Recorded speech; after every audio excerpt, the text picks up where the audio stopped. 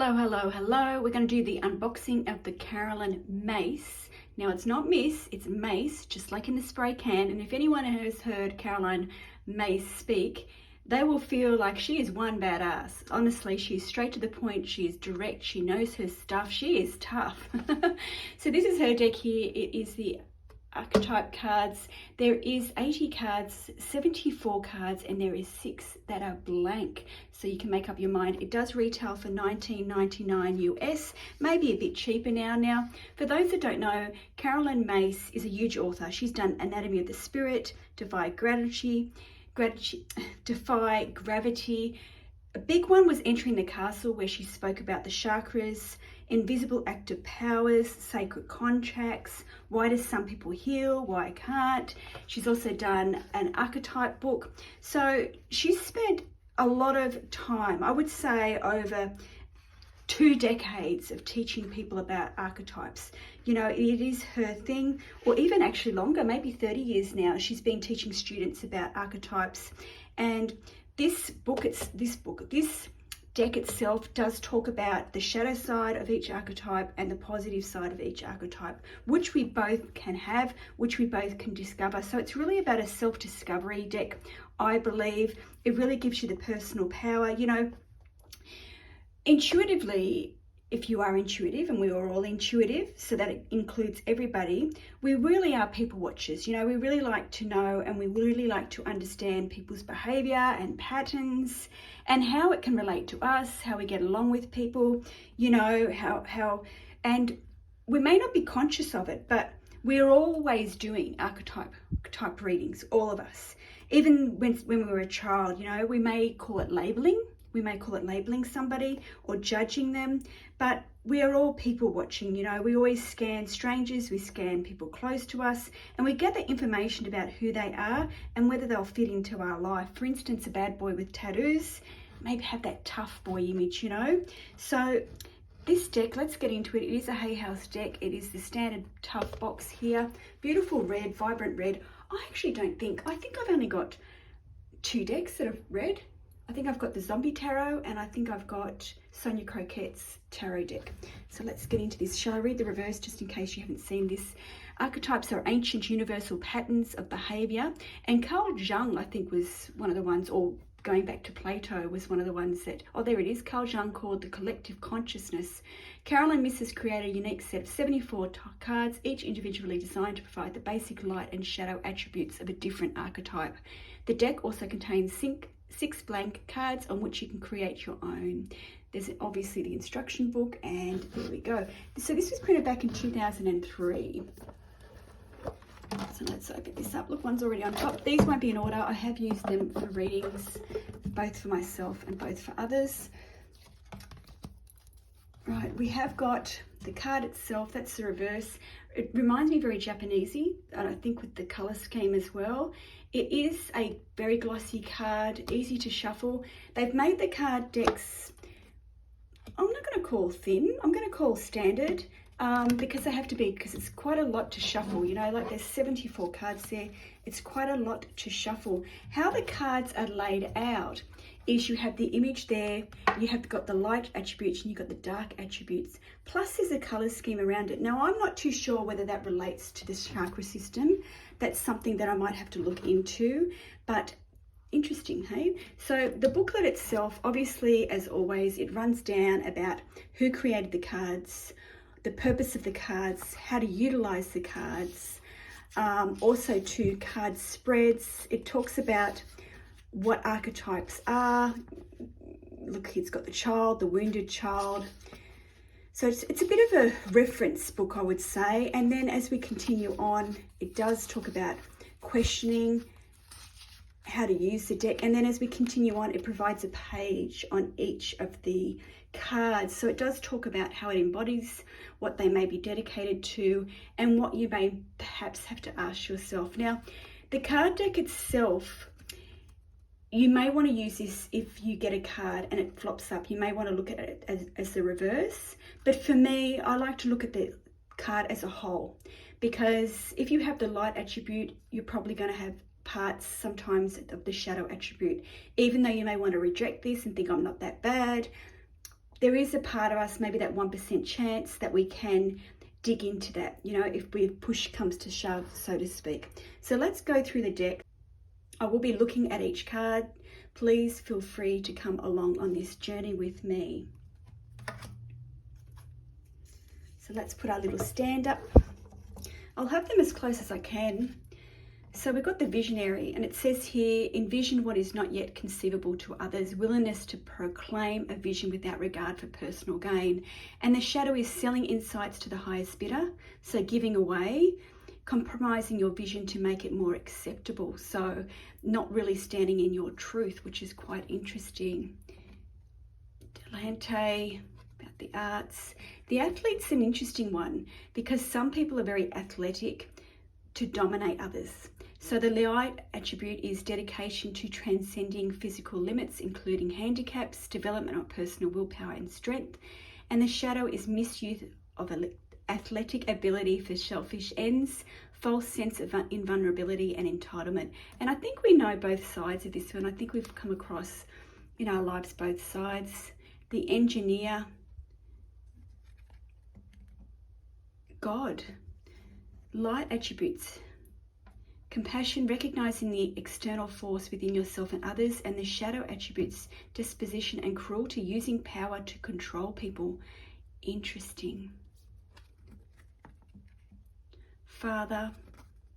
Now these are the blank cards, so you may want to create your own if going through all of this, or you may actually have a question here about why do you feel like if you're doing 2-card reading and this one pops up, it could be, why do you feel you cannot be the father? You know, maybe you're rejecting this, maybe you're feeling like this isn't me, the light and the shadow. So there could be a questioning here of why you're doubting this side of you or part of you. So that's one of the 6 blank cards. The Midas, there's another blank card. Wonder if we're going to get rid of all the blank cards at once. The Eternal,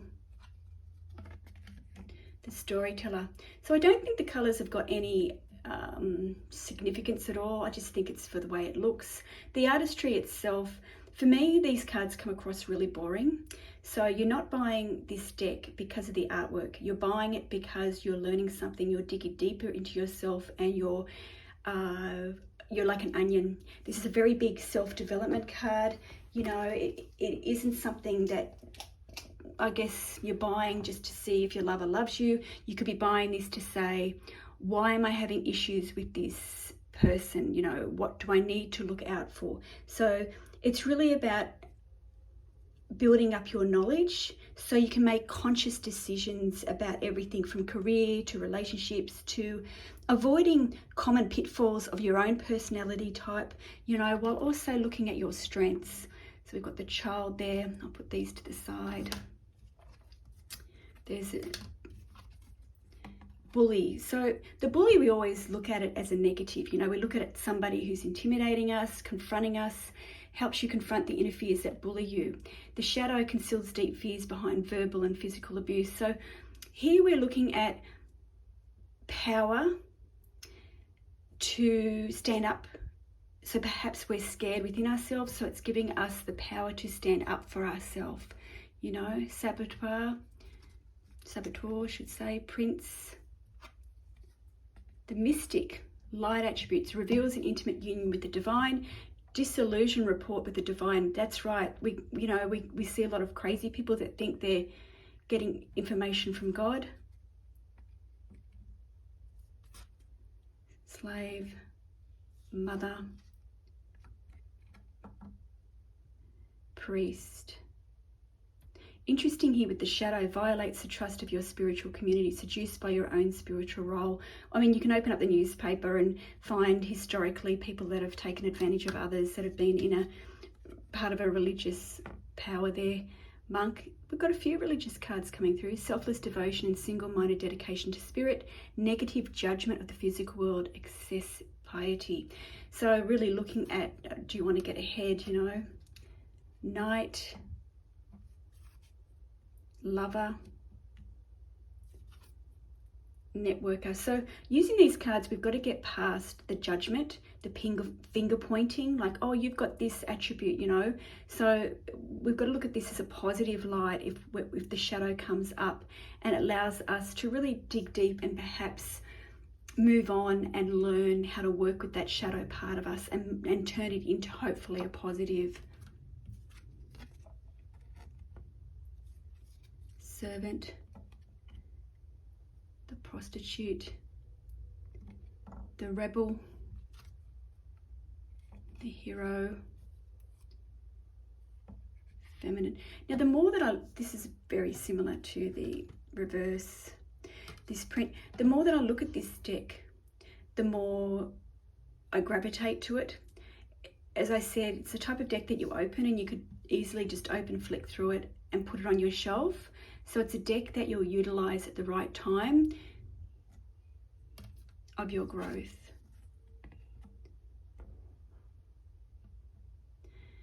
And I like this, the Thief one, sheds light on the potential wealth within you that can never be stolen, or stealing money, creative ideas, affection, or other powers you think you lack.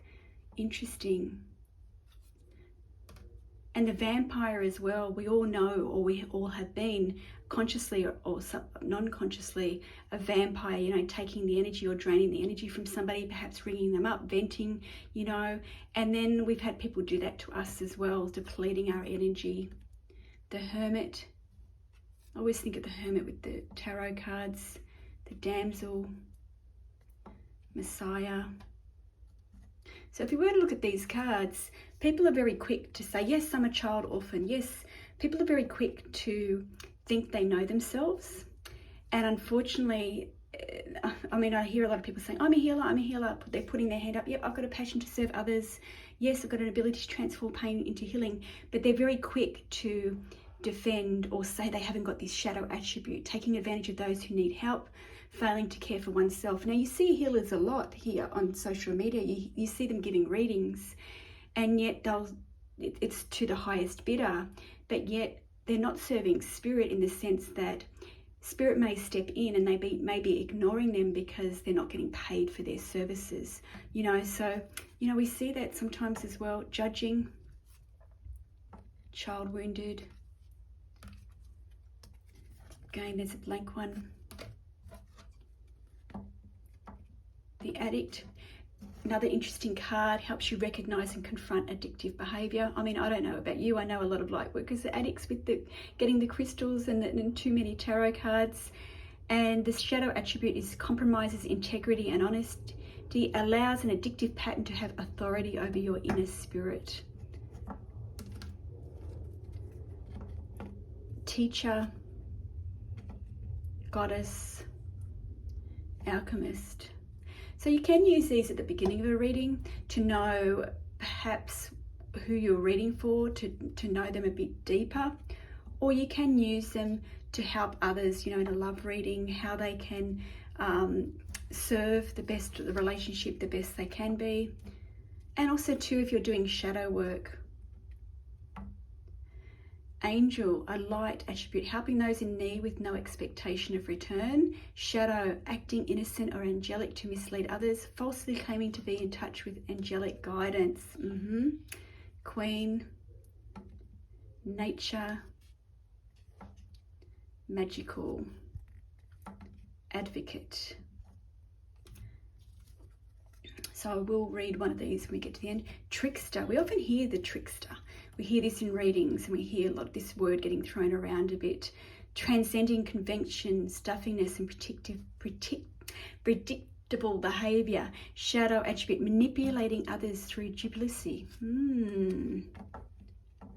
The Avenger, like the Avenger, you know, like as a cartoon, are they killing people to help people, or are they killing people because they're there, you know, they've got the power to? So that's quite interesting as well. Mentor.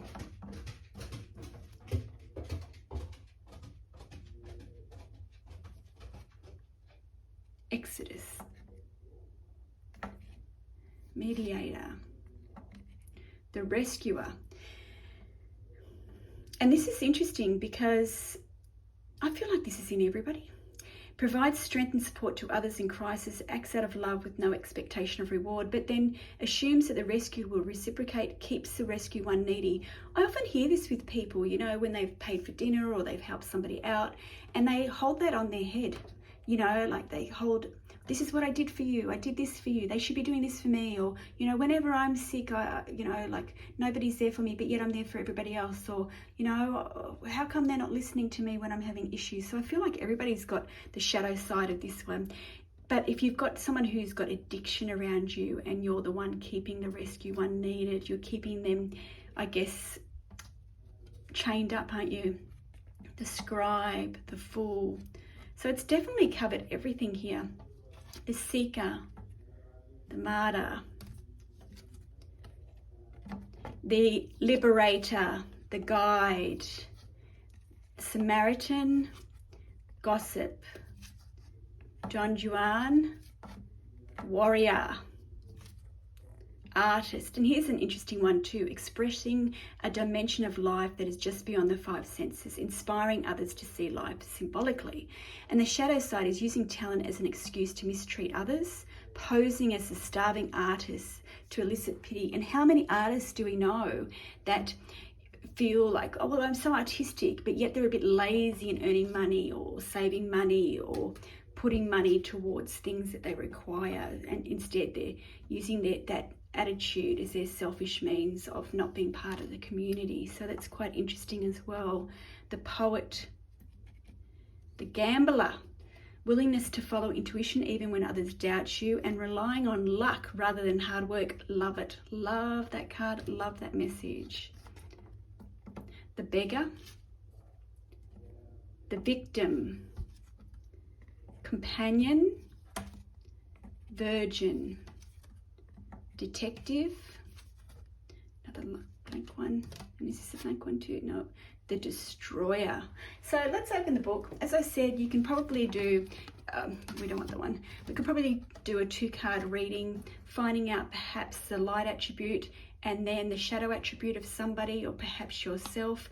I don't feel like if you're using this deck for yourself, it's something that you'll gravitate to every day, because you've got to work on this shadow side, or you've got to work on that light side. So it could be a 1-month spread, it could be doing a 12-month spread, and you do, you know, you work on each month an aspect of yourself that, you know, you're trying to keep hidden there. So the book here, if we open up the Destroyer, it is in alphabetical order, very easy to use. Some books aren't as easy as others. So the Destroyer here, it says mad, scientist, Attila, serial killer and spoiler. Impulse to destroy and rebuild. I think I've got a bit of that. Like I'm a bit of a collector. I collect everything and the next thing I'm giving it all away. So it's interesting. Or building somebody up and I can, you know, we can quickly pull them back down. It's interesting how, you know, that as well, that's part of the shadow side. Can be beneficial when releasing that which is limiting, as use us as a therapist or spiritual masters who destroy our illusions. Shadow destroyer becomes intoxicated with destructive power and can manifest as a dictator or a nation that destroys other nations, as a people who destroy the environment. Look for a pattern within your psyche that destroys relationships or promotes attitudes and opinions that destroy others' dreams or potential. So that's very interesting. So I hope that you like this review. It is a deck, as I said, that you might purchase and think, oh gosh, what am I going to do with this deck? It may spend more time on your shelf than it does in actual readings, but when you go to utilize it, you're here to grow. You're here at the part where you want to, I guess, have an understanding of yourself. You know, we've all developed an appetite for understanding our psyche and the spirit of wanting to listen to intuitive intelligence. So this is pretty much where we can ask the questions and get these answers in a way that can really help us learn and grow as a person. So I hope you enjoy this. Please don't forget to click and subscribe, where I'll be going through more decks. And of course, the links for these cards will be in the description box. Until next time.